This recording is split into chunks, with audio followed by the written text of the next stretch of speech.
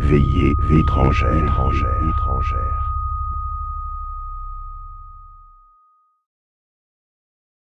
Mandalay, juillet 1963. La chaleur tombe sur la ville comme une chape de métal fondu. Il est 12h30. Les rues qui, une heure plus tôt, débordaient de marchands, de charrettes et de voix, se sont vidées avec une rapidité inhabituelle. Les étals sont recouverts de bâches, les rideaux de bambou tirés. Les chiens eux-mêmes ont disparu dans les courées ombragées. Mong Tet, 22 ans, apprenti tailleur de bois, ne comprend pas encore pourquoi. Il revient du marché Zegyo, un paquet de fils d'or sous le bras, les sandales claquant sur les pavés brûlants. Il est pressé. Son maître attend la commande avant la prière de l'après-midi. Les autres apprentis avaient refusé de sortir à cette heure-là. Il avait haussé les épaules.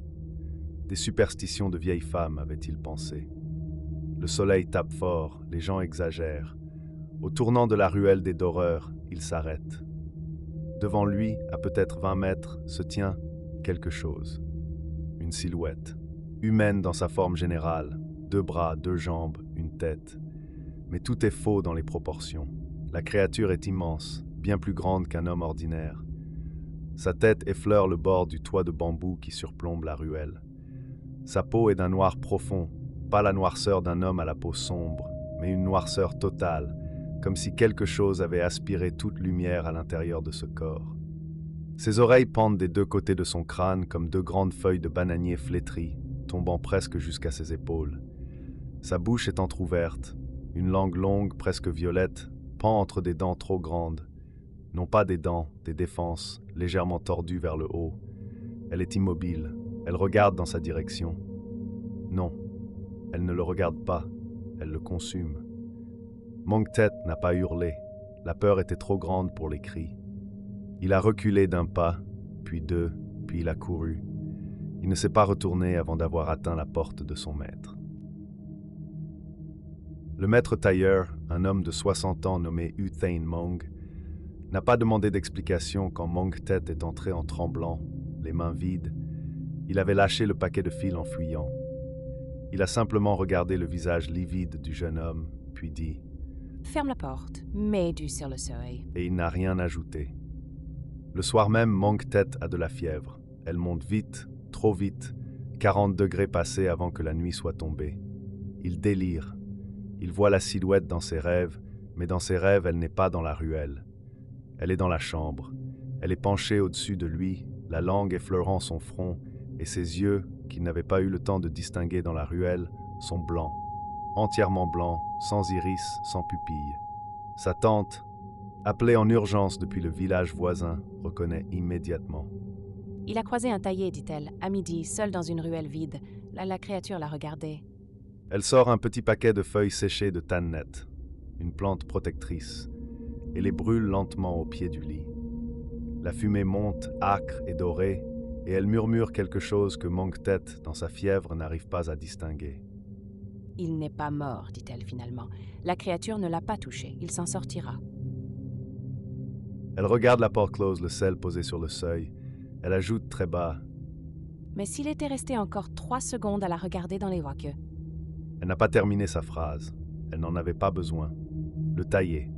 Le mot en birman désigne 2 choses simultanément, le fantôme et la peur elle-même. Comme si la langue avait reconnu, très tôt, que les 2 étaient inséparables, qu'il ne peut pas y avoir l'un sans l'autre. Dans la cosmologie birmane, profondément ancrée dans le bouddhisme Theravada, la mort n'est pas une fin, c'est une transition. Ceux qui ont vécu une vie juste renaissent dans un état supérieur, guidés par le mérite accumulé au cours de leurs années. Les bonnes actions sont une monnaie que l'on emmène avec soi.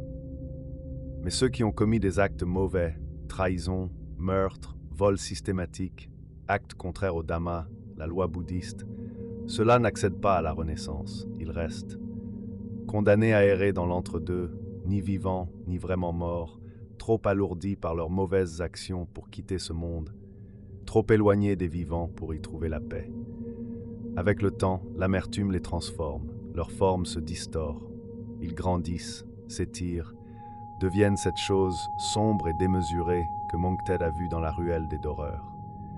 Les taillés entrent dans les villes, ils s'introduisent dans les maisons, Ils causent des fièvres soudaines, des maladies inexplicables, des morts qui arrivent trop vite pour qu'un médecin ait le temps d'intervenir. On dit qu'ils ont une prédilection particulière pour les femmes enceintes et les nouveau-nés, les êtres à l'aura encore incomplète, dont la protection spirituelle n'est pas encore pleinement formée. Les anciens disent que les taillés sont actifs à 2 moments précis. À midi, quand les ombres sont au plus court et que la frontière entre les mondes s'amincit sous la chaleur accablante du soleil, et la nuit, quand l'obscurité dissimule leur forme immense. L'heure du midi, Shantain, en birman, est dans les villages du Myanmar une heure de silence contraint. On rentre, on ferme les portes, on ne laisse pas les enfants jouer dans les rues à cette heure-là. Cette règle n'est pas une suggestion, c'est une protection. Il y a très longtemps, avant que Mandalay soit une ville, avant que les rois Konbaung aient bâti leur palais au bord de l'Irrawaddy, vivait dans un village de la plaine centrale un homme appelé Kiaozin. Kiaozin était collecteur d'impôts pour le seigneur local. Ce n'était pas en soi une mauvaise chose. Les taxes payaient les routes, les temples, les gardiens des rizières.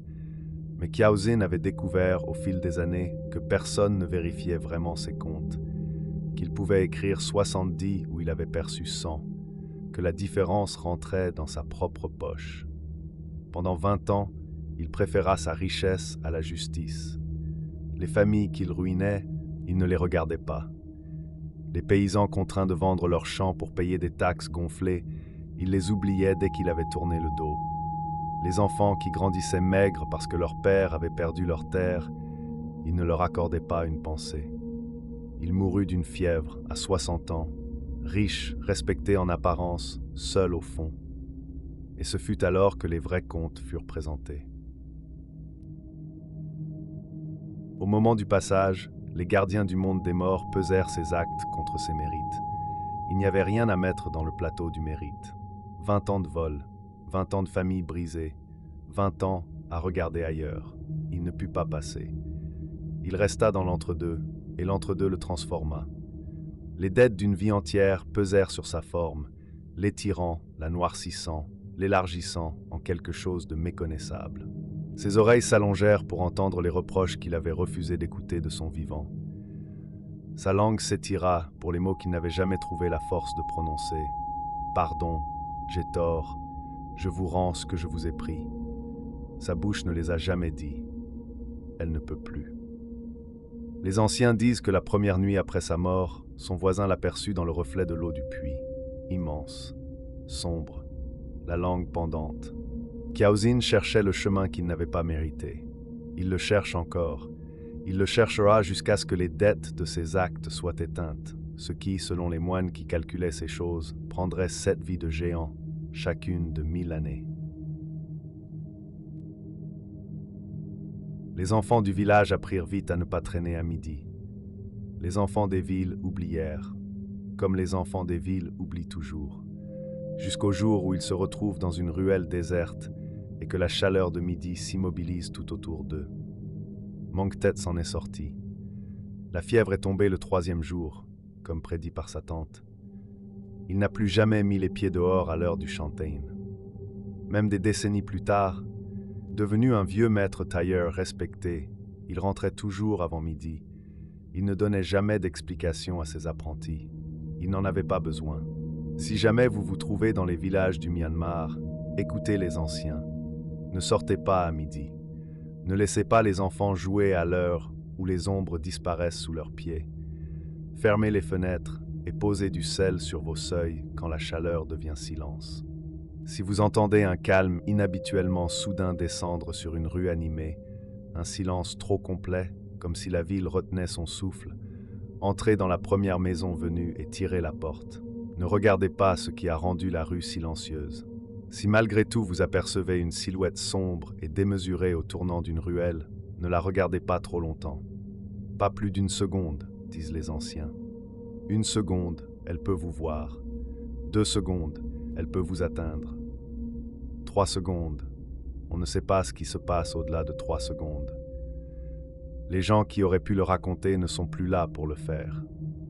Le taillé nous rappelle que ce que nous faisons ne disparaît pas avec nous, que les dettes d'une vie résistent à la mort. que certaines âmes restent coincées ici, dans l'entre-deux, à chercher une sortie qu'elles n'ont pas méritée, et qu'elles font payer leur errance à ceux qu'elles croisent. Je suis Damien Black. La prochaine fois, nous traverserons un très ancien pays de neige et de forêts de pins, là où les esprits de la terre ont un sens du territoire que les hommes oublient à leurs risques et périls. Ne sors pas à midi. Veillée étrangère.